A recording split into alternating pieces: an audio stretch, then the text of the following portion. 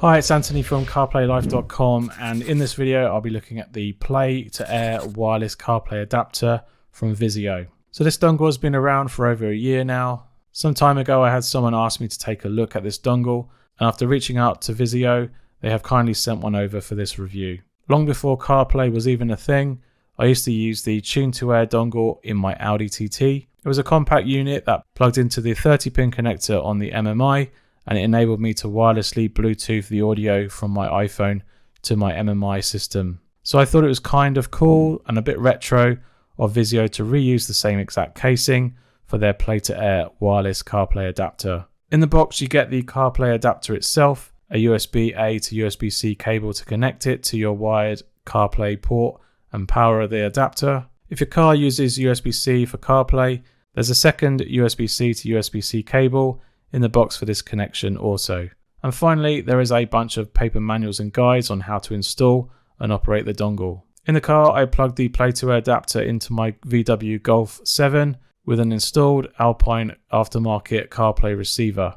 This is where I encountered my first view of how this dongle boots up, which tackles it a little bit differently to all the other dongles I've tested. For me, there was no boot menu on this Play2Air adapter. My CarPlay display will turn black and offer no real feedback on if the dongle is operating or not, other than a few LED lights that were shining through the end of the adapter. But this was my own experience. On other systems, you would see the logo come up on the CarPlay display, and then you basically would need to connect your phone to the wireless adapter over Bluetooth to get yourself started. So basically you go to your iPhone and pair it to the Play2Air Bluetooth profile. That will pop up when the adapter is powered up. After connecting to it, you'll be asked to enable wireless CarPlay with the adapter, and on doing so the black screen will soon reveal the CarPlay interface. So for me, even though I got a CarPlay with a black screen, once I got connected, everything was situation normal. However, if your car is a little bit more compatible with this adapter, you'll see a boot screen instead. From here, everything is as you would expect with wired Apple CarPlay.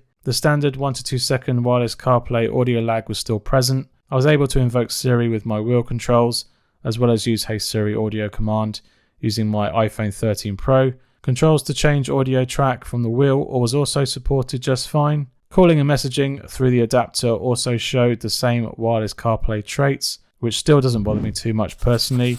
Audio from the dongle sounded good, but with my Alpine aftermarket stereo likely doing all the heavy lifting, I have personally not had any issues with any wireless adapter in the audio department. The size of the casing and short length cable makes this adapter one of the smallest wireless CarPlay adapters I've ever tested. So if space is tight around your CarPlay port, this dongle will work the best with that limitation. Performance wise, the CarPlay display feed looked good and sharp. As I said earlier, the audio was just fine. Touch input was just as responsive as all the other wireless dongles I've tested. And more recently, I was able to test this dongle on a road trip that lasted just over an hour. And whilst running both Google and Apple navigation apps, I didn't receive any crashes or instability with this dongle. But the jury is still out on long-term stability with this dongle over 2 hours. The Play2Air wireless CarPlay adapter retails for £175 from Amazon. And you can check out my links below to learn more about it and to buy yourself one. The Play2Air wireless CarPlay adapter can be purchased from both Amazon and the ViseeO store. It's a great little dongle that hasn't really had much of the limelight over the year it has been available, but as the saying says, better late than never, and although it has taken so long to cover this wireless adapter, I'm glad I have, as it's a great little dongle and shows good promise in its performance and reliability. The black screen that I encountered may be definitely localized just for my system. I did plug it into the Coral Vision CarPlay Lite display and I was able to see the boot menu just fine. So that just shows you on more factory-based CarPlay systems, you should not have any problems. But even if you did encounter this, just pair with your iPhone over Bluetooth as normal, and that black screen will suddenly turn into your wireless CarPlay display. Being a simple boot menu,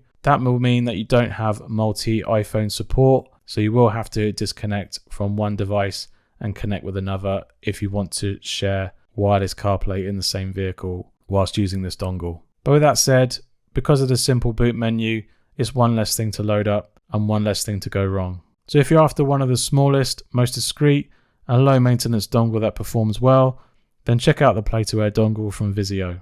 Alright, thanks for watching and I hope you found some value in this video.